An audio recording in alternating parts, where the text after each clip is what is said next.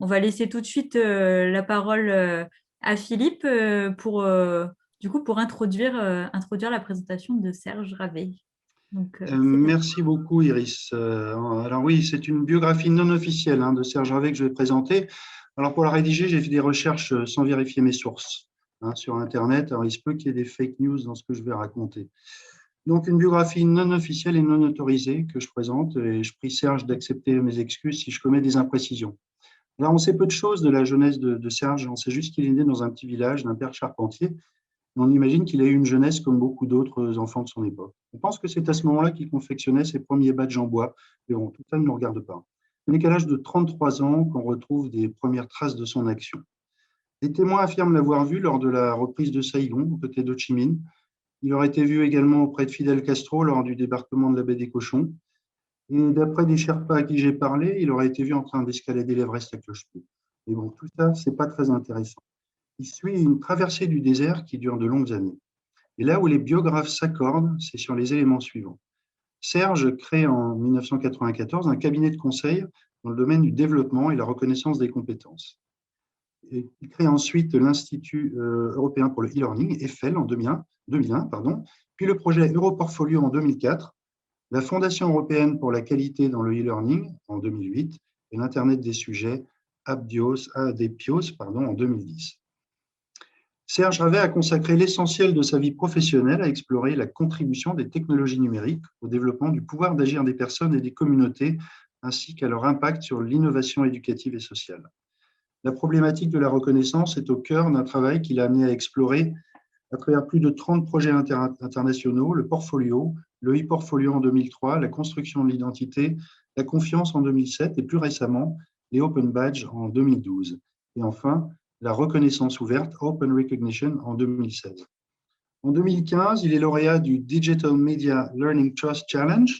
C'est un prix attribué par la Fondation MacArthur qui lui a permis de développer l'Open Badge Passport avec la société Discendum. Puis, il publie la Bologna Open Recognition Declaration, nouvelle déclaration de Bologne pour la reconnaissance ouverte, lors de la 14e conférence EPIC, dont il est le directeur depuis 2003. En 2017, il participe à la création de Reconnaître, une association pour la reconnaissance ouverte, et obtient le financement du projet Erasmus MIRVA, qui concrétise la vision de la déclaration de Bologne pour une reconnaissance ouverte. Pour terminer, je voudrais à titre personnel, mais je pense que nombre des membres de notre communauté se joindront à moi, exprimer ma profonde reconnaissance à Serge Ravet, qui nous a permis à tous d'en arriver où nous en sommes aujourd'hui sur le sujet de la reconnaissance, en nous accompagnant sans compter son temps. Celui que l'on nomme entre nous le sultan des badges, le Maharishi Mahesh Ravet, Obi-Wan Kenobi ou encore Super Recognizer, est un homme qui, grâce à sa vision, sa clairvoyance, a fait du projet Open Badge un projet de reconnaissance au service d'une société plus ouverte et inclusive. Pour nous, désormais, dans l'histoire des badges, il y a un avant et un après SR. Bienvenue à lui. Je ne sais pas quoi dire après tout ce que tu viens de dire, Philippe. Merci beaucoup pour cette introduction. Ce que je peux dire en retour, c'est que sans toi, je serais simplement en train de bloguer sur mon petit blog personnel. Il ne se passerait pas grand-chose. Donc, c'était une rencontre. Et grâce à cette rencontre, on a réussi à avancer ensemble. Donc, voilà. Donc, je n'ai fait que peut-être accélérer un petit peu les choses, mais sans les autres personnes, il ne serait pas passé grand-chose. Alors, bon, je vais faire ma petite présentation et puis j'espère que ça va intéresser, qu'on va pouvoir en discuter un petit peu. Alors, est-ce que vous voyez ma présentation? Oui, on la voit. D'accord. Bien. Donc, le sujet, ce sera des Open Badges à la reconnaissance ouverte. Alors, un petit historique. Moi, j'ai commencé à travailler depuis longtemps sur les technologies éducatives et puis à partir des années 2000, je me suis intéressé au e-portfolio et donc on avait même organisé la première conférence internationale sur l'e-portfolio à Poitiers en 2003. Et la problématique des portfolios, c'était de comment est-ce qu'on va faire pour rendre visibles les apprentissages, parce qu'en rendre visible, ça permet de développer une approche réflexive. et donc d'apprendre de ces apprentissages. Et en 2011 sont arrivés les open badges. Et la problématique des open badges, c'était de comment rendre visibles les apprentissages informels. Et ce qui est intéressant, c'est que grâce aux open badges, on s'est rapidement rendu compte que non seulement les open badges permettaient de rendre visibles les apprentissages informels, mais que ça permettait aussi de rendre visibles les reconnaissances informelles. Ça, c'est un saut qualitatif absolument énorme. Et donc, on avait ce projet MIRVAC dont a parlé Philippe. MIRVA, ça voulait dire rendre visibles et actionnables les reconnaissances informelles. Making informal recognition visible and actionable. C'est pas Mirza, où est passé Mirza, c'est où est passé Mirva. Et en 2018, eh bien, c'est cette idée de construire des écosystèmes ouverts de reconnaissance, et avec cette rencontre avec Badjoa Normandie, qui était vraiment cette approche territoriale qu'on avait essayé de développer déjà dans les années 2000 avec le e-portfolio. Il y a eu un portfolio en Lorraine qui est l'Orfolio. Il y a quelques tentatives, mais jamais sans grand succès de développer des approches territoriales autour des technologies de la reconnaissance. Et là, avec les open badges, on a l'impression qu'il est en train de se passer quelque chose. Donc, ce qui est intéressant avec les open badges, c'est qu'ils rendent visibles les apprentissages informels et formels aussi, bien sûr, les reconnaissances formelles et informelles, mais aussi ça a rendu visible l'asymétrie des systèmes de reconnaissance. Donc, à la naissance des open badges, Mozilla avait développé ce qu'on appelle le backpack, le sac à badges, comme disent nos collègues québécois. Et donc, qui devait posséder un backpack? Les récepteurs de badges devaient posséder un backpack, mais les émetteurs de badges n'avaient pas besoin de backpack parce que c'était des autorités naturelles. Donc, pourquoi embêter quelqu'un, une institution, une personne avec une autorité, d'avoir un backpack? Et qui pouvait émettre des badges? Les émetteurs de badges. Les récepteurs de badges ne pouvaient pas émettre de badges. Ce n'était pas possible avec un backpack d'émettre des badges. On pouvait simplement les recevoir. Donc, déjà, à l'origine des badges, alors que les badges avaient été conçus pour rendre visibles les apprentissages informels, ça a en même temps rendu visibles les mécanismes de reconnaissance, les dispositifs, l'infrastructure. Et donc, les open badges, en fait, ont été pensés initialement à la manière des diplômes, des micro-certificats, ou comme on dit en anglais, les micro-credentials. Et donc, les badges, voilà, c'était des mini-mi. C'était calqué, même dispositif que pour des... Alors, on parlait même d'assurance qualité pour émettre des badges, etc. Donc, voilà. Les open badges, au début, c'était des mini-mi, mais on s'est aperçu qu'on pouvait faire bien plus que ça. Et donc, si les open badges étaient ouverts, open, c'est ouvert, ça ne voulait pas dire forcément que la reconnaissance était ouverte. Donc, ces open badges ont rendu visible l'asymétrie des systèmes de reconnaissance. Donc, au début, on avait plutôt des badges ouverts au service d'une reconnaissance fermée.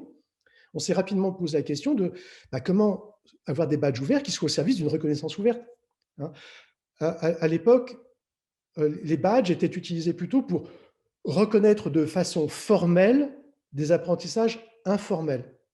Et donc, la question qu'on se posait, c'est comment est-ce qu'on pourrait reconnaître de façon informelle des apprentissages informels? On n'est pas obligé de tout formaliser, on peut rester dans l'informel, y compris dans la reconnaissance. Et donc, quand on se pose la question de reconnaître, c'est qui, quoi, comment, quel impact, quels sont les artefacts de cette reconnaissance. Le diplôme, c'est un artefact de la reconnaissance, mais un badge en est un autre. Ça peut être aussi un chèque, un cadeau, voire une confession. On reconnaît sa faute, mea culpa, mea maxima culpa.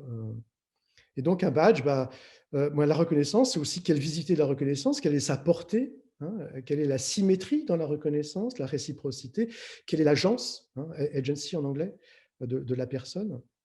Donc, je ne vais pas lister tous les mots qui sont là, mais c'est pour dire que le champ de la reconnaissance est quand même assez vaste. Donc, c'est à partir de ce champ-là et des premières expériences open badge que j'ai voulu les analyser. Et pour ça, j'ai fait ce que j'appelle le plan de la reconnaissance ou l'espace de la reconnaissance, avec deux axes, formel, informel, donc centré sur l'institution ou sur la communauté, et puis traditionnel, non traditionnel, c'est-à-dire qui nous donne plutôt une représentation du passé et qui est statique. Hein. Un diplôme, on peut le mettre sur son mur et puis il va jaunir. Hein. Si c'est du papier un peu acide, il va jaunir. Si c'est pas acide, il restera blanc. Et puis, aussi, tourner vers le futur, dynamique. Hein. Ce matin, c'était Fabien qui parlait du Tamagotchi. Hein. C'est ça, c'est cette idée qu'il faut le nourrir, sinon il meurt.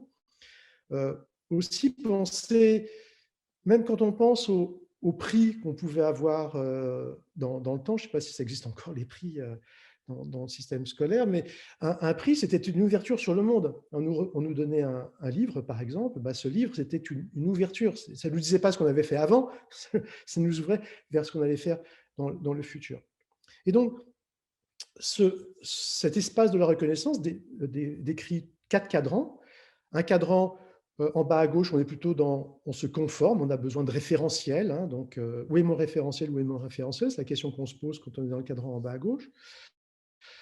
Dans le cadran en haut à gauche, on est plutôt dans l'inclusion. Hein, si on prend les badges des scouts, ce ne sont pas des badges de compétences, hein, c'est plutôt une reconnaissance au sein d'une communauté. Comment est-ce qu'on inclut les personnes à travers la reconnaissance de leur pratique au sein d'un groupe. D'ailleurs, on a déjà l'uniforme scout hein, ou éclaireur, donc on est déjà inclus dès le début. Hein, il n'y a pas besoin de… La seule conformité qu'on demande, c'est de porter cet habit qu'on partage. Dans le cadran en bas à droite, on est plutôt dans l'équipement, hein, équiper les gens avec des outils. Par exemple, ce qui sera intéressant, c'est quand on reçoit une reconnaissance, on nous dit, voilà toutes les choses que tu vas pouvoir faire à partir de ça. Pas simplement décrire ce qu'on a fait avant. Ou quelles sont les personnes qui ont eu cette reconnaissance-là ou ce badge-là, voilà ce qu'elles sont devenues aujourd'hui.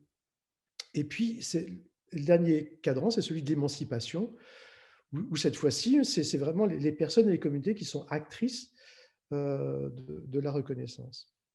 Et donc là, vous voyez une illustration avec l'ensemble des badges possibles, hein, si on pense en termes de badges, qu'on peut créer dans cet espace de la reconnaissance avec, en haut à droite, j'ai mis le badge de rêve. Hein, je suis Carole, j'ai 14 ans, je veux devenir médecin.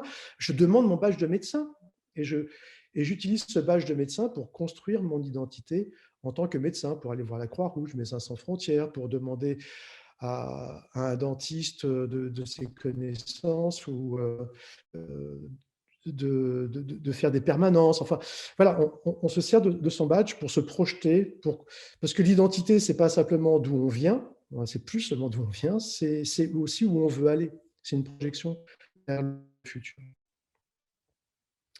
L'idée de badge conversationnel, hein, des badges de découverte, voilà. Il y a plein de choses qu'on devrait être capable d'imaginer si on sort de ce tropisme de la qualification. Alors, une chose que je disais il y a quelque temps qui choquait mes camarades, mais moi maintenant, c'est lorsque le sage montre la reconnaissance, l'idiot regarde le badge. Et le badge, il faut bien comprendre que ce n'est pas autre chose qu'un pointeur. Un badge, il pointe vers quelque chose. Hein, c'est rien un badge, c'est une image de métadonnées.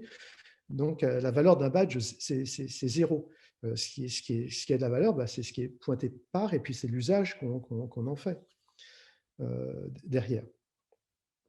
Donc, pour comprendre la reconnaissance et la différencier de la certification, de la validation, qui est une forme de reconnaissance, bien sûr, c'est l'idée de symétrie et d'asymétrie. Dans un espace de reconnaissance, ce qu'on vise, c'est la symétrie. Ça ne veut pas dire qu'il faut toujours que ce soit symétrique. Hein. Si on veut qu'il y ait certifié un médecin ou quelqu'un qui est en charge de la sécurité, il faut probablement qu'il y ait une certaine asymétrie. Mais pas forcément, parce que si on réfléchit, en fait, un médecin, il est reconnu par ses pairs. Donc, il y a une certaine symétrie quand même. Ce sont les pairs des médecins qui reconnaissent les autres médecins. Ce n'est pas les bouchers ou les garçons bouchers ou les hôtesses de l'air qui décident de qui est médecin et pas médecin. Et réciproquement, ce ne sont pas les médecins qui décident qui est garçon boucher et qui est hôtesse de l'air. Donc, l'idée de reconnaissance pose la question de la symétrie entre le reconnaisseur et le reconnu. Par contre, il peut y avoir une certaine asymétrie entre le certificateur, le validateur, et le certifié ou le validé. Et donc, ce qui est le pendant du référentiel dans la certification, c'est le référent. Et le référent, généralement, il fait partie d'une communauté de pratique. Donc, il faut bien comprendre la différence entre référent et référentiel. Dans l'espace de gauche, la reconnaissance, on est plutôt dans l'analogique. Dans l'espace de droite, on est plutôt dans l'analytique. Et on peut très bien se passer de l'analytique. L'analytique n'étant qu'une formulation de quelque chose qui préexistait avant de façon informelle. Donc voilà, je pense que l'idée peut-être phare qu'il faut reconnaître entre reconnaissance et certification, c'est symétrie-asymétrie et l'idée de référent versus référentiel. Et donc, la reconnaissance, c'est vraiment ce qu'on vise, hein. La reconnaissance, c'est le gâteau. Et la validation et la certification, c'est la cerise sur le gâteau. Et comme on en a tous fait l'expérience, tous les gâteaux n'ont pas une cerise. Et il y a même des gâteaux qui ont une cerise à l'intérieur, comme dans la forêt noire. Et de même, la symétrie ne se confond pas avec la réciprocité. Hein, c'est pas « je te tiens, tu me tiens par la barbichette ». Ce qui fait la symétrie, c'est la symétrie de pouvoir. C'est la symétrie du pouvoir. Tout le monde a le pouvoir de reconnaître et tout le monde a le pouvoir d'empouvoirer l'autre en le reconnaissant.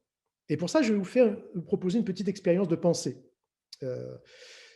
Prenez le cas d'une personne, Martin, hein, qui est absolument pas reconnu, voire méconnu, qui n'a aucun certificat, qui n'a reçu aucune reconnaissance, et qui un jour fait l'expérience de reconnaître quelqu'un. Et s'aperçoit, prend conscience qu'en reconnaissant l'autre, il a permis à l'autre de se déplacer, de bouger, parce que être empouvoiré, hein, empowered en anglais, être empouvoiré, c'est avoir le pouvoir d'agir sur le monde.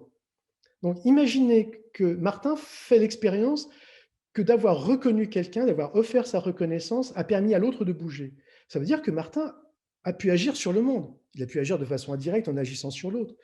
Et donc, reconnaître, c'est se donner le pouvoir d'agir sur le monde, d'agir sur les autres de façon positive ou de façon négative quand on est dans la méconnaissance ou dans l'insulte. Mais vraiment, la reconnaissance, c'est du pouvoir d'agir. Et donc, cette idée que le pouvoir d'agir et donc le pouvoir de reconnaître ne s'use que si on ne s'en sert pas. Et c'est vrai qu'on ne s'en sert pas beaucoup. Donc, on nous a désappris à utiliser ce pouvoir de reconnaître. Donc, comment ouvrir la reconnaissance? Pourquoi et comment? Alors, pourquoi ouvrir la reconnaissance? Vous avez tous vu ces expressions open learning, open knowledge, open education, open data, open source, voilà. Donc, tout est ouvert. Il y a même open bar. Et donc, pourquoi est-ce que si tout est ouvert, on ne pourrait pas avoir aussi une reconnaissance ouverte? Et donc, c'est la question qu'on s'est posée à un moment donné. Qu'est-ce que serait une reconnaissance ouverte? Comment ouvrir la reconnaissance? Parce que la reconnaissance n'est pas ouverte, ce n'est pas un état, hein, c'est plutôt une dynamique, c'est une dynamique d'ouverture. Hein, de même que l'éducation ouverte, ce n'est pas un état, c'est une dynamique. Et donc, nous, ce qu'on propose, c'est comme définition temporaire hein, à ce moment-là de notre réflexion, c'est en donnant à chacun, individu et communauté, les moyens de rendre visible et actionnable tout acte de reconnaissance. Donc, comment est-ce qu'on peut ouvrir la reconnaissance avec les open badges? Et pourquoi le faire avec les open badges? Comment reconnaître avec les open badges? Alors, ce n'est pas grave si c'est un raccourci de langage, mais la vraie question, c'est comment rendre visible la reconnaissance avec les open badges? Parce qu'on ne reconnaît pas avec les open badges. On reconnaît et les open badges rendent visible cette reconnaissance. Donc, pourquoi rendre visible la reconnaissance? La question qu'il faut se poser, c'est en rendant visible la reconnaissance, il devient possible de faire des choses qu'on ne pouvait pas faire si elles n'étaient pas visibles. Et pourquoi le faire avec les open badges? Si on le fait avec les open badges, il devient possible et ce matin, vous avez eu des ateliers sur les selfie badges, comment créer son propre badge, les endossements. Et donc, c'est ça qui est intéressant avec le badge, c'est qu'un open badge, il ne fait rien. Un open badge, il ne fait rien du tout. Il ne fait que rendre visible quelque chose, une reconnaissance par exemple. Mais cette chose-là, ça le précède l'open badge. Et en rendant cette chose visible, il devient possible de. Donc, le badge rend possible de. Pourquoi? Parce qu'il a commencé à rendre visible. En rendant visible, il devient possible de faire des choses. Alors, petite devinette, quelle est la différence entre un badge, une note et un coup de fouet? Je vous laisse une minute pour réfléchir à la différence qu'il peut y avoir entre un badge, une note et un coup de fouet. Je vais vous donner la réponse. On sera en direct, ce serait plus facile. Mais on peut refuser un badge. Hein, on n'a pas le droit de refuser une note. Et puis, quand on nous donne un coup de fouet, on n'a pas le droit de refuser. Enfin, on n'avait pas le droit. Maintenant, c'est interdit de donner des coups de fouet. C'est puni par la loi. Et un élève, en France en tout cas, peut être puni pour avoir donné une note à un enseignant. L'avantage d'un badge par rapport à une note et un coup de fouet, c'est qu'on peut le refuser. Et ça, ce n'est pas un des plus minces avantages. Et puis un badge aussi, c'est quelque chose qu'on peut offrir. Hein. C'est-à-dire que je n'ai pas le droit de donner une note à un enseignant, parce que sinon je pourrais être puni. Hein. Je pourrais peut-être même être exclu du collège ou du lycée si j'osais faire une chose pareille. Vous vous souvenez du débat qu'il y avait eu à l'époque où il y avait un site, c'est Je note mon prof, je ne sais pas le titre exact. En revanche, je peux offrir un badge à un enseignant, une enseignante. Hein, vous connaissez, c'est une expression qui est plutôt américaine que française. Hein, c'est give an apple to your teacher. Enfin voilà, c'est ouais, pourquoi au lieu d'une pomme, à donner une badge. En tout cas, c'est mieux qu'une claque ou qu'un coup de fouet. Donc, fausse question et fausse idée par rapport au badge. Les open badges font-ils concurrence au diplôme? Alors ça, c'est une fausse question parce qu'un badge est un support d'information. Donc, et un diplôme, c'est une certification. Donc, on mélange des carottes et des navets. Donc, ce n'est pas une question qui est bien formée. Les open badges font-ils concurrence au papier, au certificat papier? Alors là, oui, peut-être. Oui, parce que l'avantage des open badges, c'est qu'ils sont vérifiables et ils sont infalsifiables. Donc, par rapport à du papier, on peut fabriquer des faux certificats et des faux diplômes. Papier, effectivement, c'est un avantage. Les open badges peuvent-ils remplacer les notes? Alors là, il y a un problème par rapport à ça, c'est que si on veut remplacer les notes par des badges, ça veut dire que on imagine que les badges vont pouvoir avoir c'est un peu comme quand on avait remplacé les notes par des lettres. Hein. On disait on ne va plus mettre de 0 à 20, mais on va mettre de A à F, et puis ensuite on a mis des A+, B-, enfin, etc. Donc, je pense que les open badges ne peuvent pas remplacer les notes. C'est-à-dire qu'il faut d'abord aborder les notes si on veut mettre des open badges ça veut dire qu'on ne peut pas mettre des badges et pas en même temps des notes. Mais à mon avis, c'est une fausse question. Alors, les open badges peuvent-ils motiver les apprenants? Alors, là, c'est encore basé sur une fausse idée, à savoir que la motivation, c'est une espèce de réservoir, et que si le réservoir n'est pas très rempli, il suffirait de le remplir de façon externe, c'est-à-dire la motivation intrinsèque et la motivation extrinsèque. Si la motivation intrinsèque est faible, on rajoute un peu de motivation extrinsèque et hop, d'un seul coup, le réservoir de motivation a été rempli. Ça ne marche pas comme ça, c'est qu'au contraire, c'est que quand on ajoute de la motivation extrinsèque, tout le démontre, les études montrent que ça diminue encore plus la motivation intrinsèque. Et donc, les open badges ne peuvent pas motiver les apprenants. On peut motiver les apprenants pour des tas de raisons, mais ce n'est pas les open badges qui vont motiver. Et s'ils sont motivés par les badges, ça veut dire qu'il y a un problème. Donc, méfiez-vous de ça. Alors, les open badges peuvent-ils ludifier ou gamifier? Non. Il ne suffit pas de saupoudrer des badges pour ludifier. On peut effectivement créer des situations ludiques et on peut se servir des badges pour rendre visibles certains états de cette ludification, mais ce n'est pas en rajoutant des badges qu'on va pouvoir gamifier ou ludifier les apprentissages. Donc voilà, on pourra peut-être discuter de ça, mais voilà quelques fausses questions et fausses idées par rapport aux badges. Alors, avec les open badges, je disais, voilà, il devient possible il devient possible de rendre visible l'informel. Et là, je dis casse-cou, c'est que rendre visible l'informel, ça ne veut pas dire le formaliser, parce que sinon, on risque de formaliser l'informel. Il faut faire très, très attention à ça. Rendre visible ne veut pas dire formaliser. Oui, un badge, d'une certaine façon, formalise, il rend visible. Mais rendre visible et formaliser, ce n'est pas tout à fait la même chose, ce n'est pas équivalent. Donc, un badge, il peut rendre visible des aspirations, des engagements, des pratiques, des projets, des ressources. Et si j'ai mis en exergue pratique, c'est que ce qui est intéressant dans les pratiques, c'est que les badges peuvent rendre visibles des pratiques émergentes qui sont pas encore, qui n'ont pas encore de référentiel et qui peut-être n'auront jamais besoin de référentiel. Ça permet de rendre visibles des compétences qui sont implicites ou explicitées dans des référentiels. Il n'y a pas forcément besoin de les expliciter dans le référentiel pour les reconnaître. Et parce que finalement, des communautés de pratiques peuvent reconnaître. C'est la différence entre la reconnaissance par un référent et la reconnaissance par rapport à un référentiel. On a construit des cathédrales sans référentiel de compétences, mais on avait des référents, on avait des maîtres, on avait des compagnons.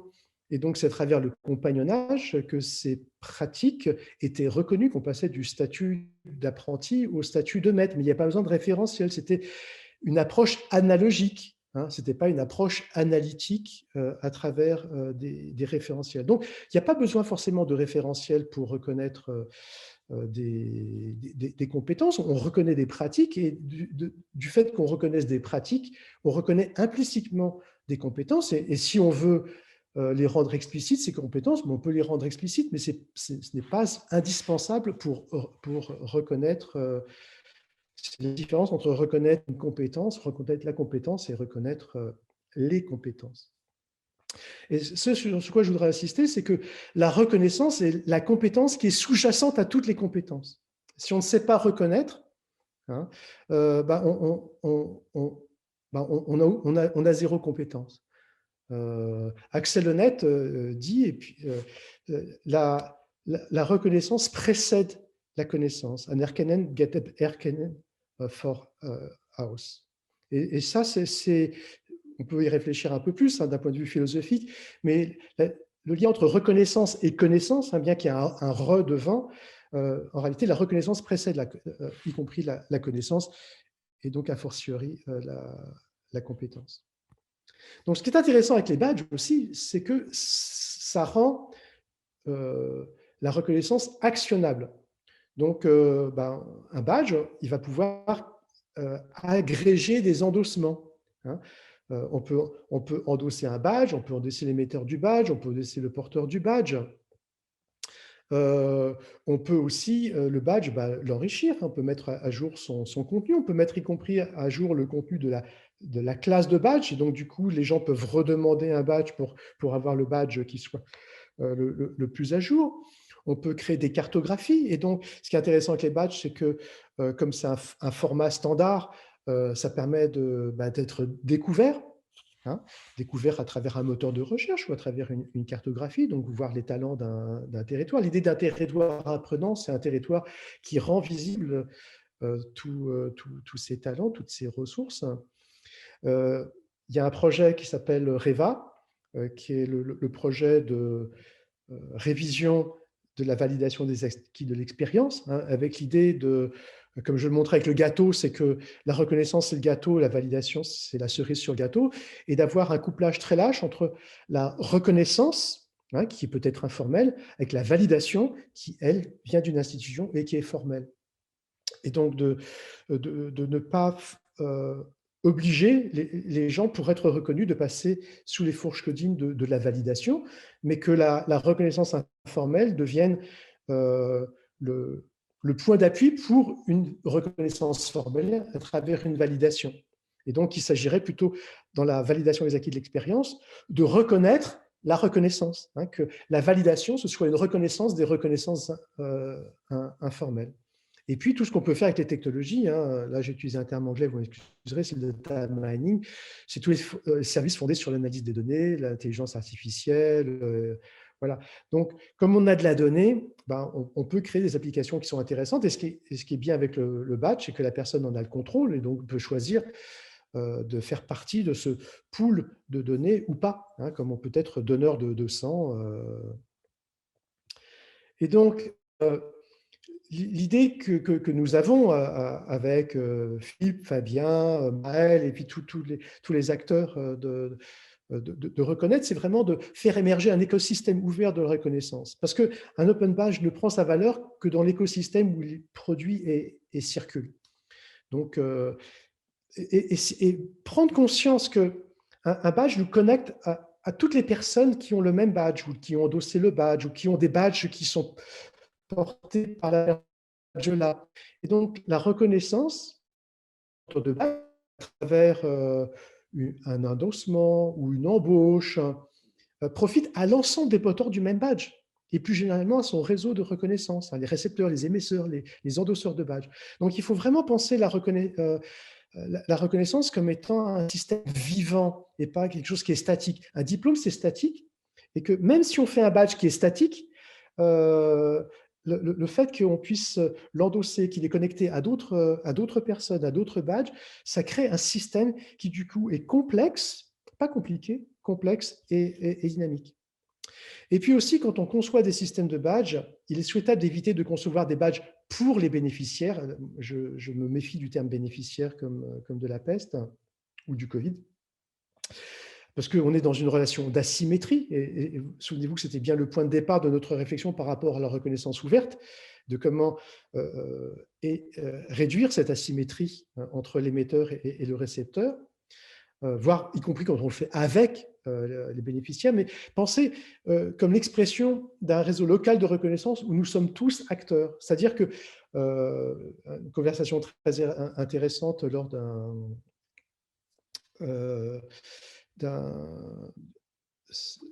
avec le CIBC qui organise des réunions tous les 2 ou 3 mois. Et il y a un projet qui se fait au Dôme à Caen, où il s'agit d'accompagner les personnes vers le retour à l'emploi. C'est Territoire en marche, hein, il me semble, le nom du projet. Et donc, l'idée, c'est, est-ce qu'on va faire des badges pour les personnes qu'on va amener à l'emploi, ou est-ce qu'on va imaginer aussi des badges qui vont être attribués peut-être à ces personnes-là, mais aussi à toutes les personnes qui ont contribué pour amener ces personnes vers l'emploi. Donc, vraiment penser les badges, non pas pour les autres, hein. Il ne faudrait surtout pas que les open badges deviennent des sous-diplômes pour des sans-diplômes. Nous, on a des diplômes, donc on n'a pas besoin de badge.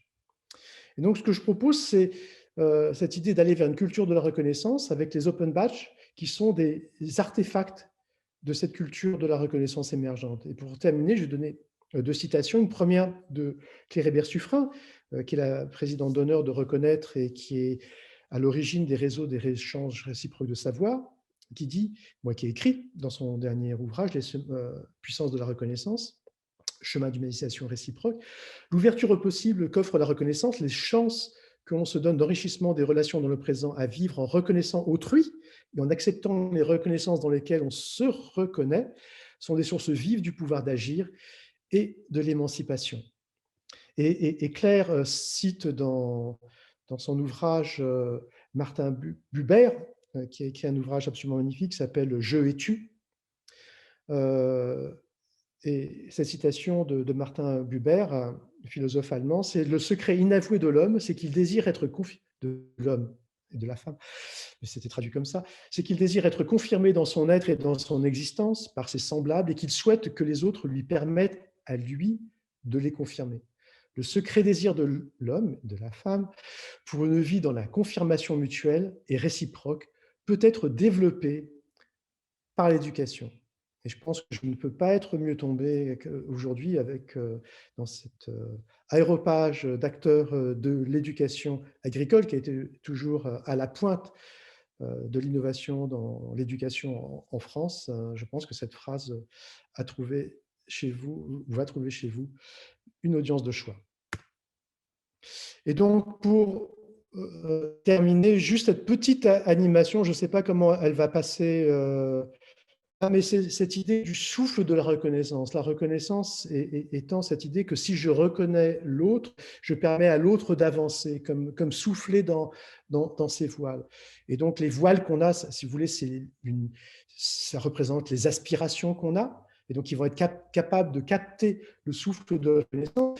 Et bien, il faut ces connaissances, représentées ici par le phare, qui nous permettent de bâtir le navire sur lequel nous allons prendre ce voyage ensemble. Voilà, je vous remercie pour votre attention.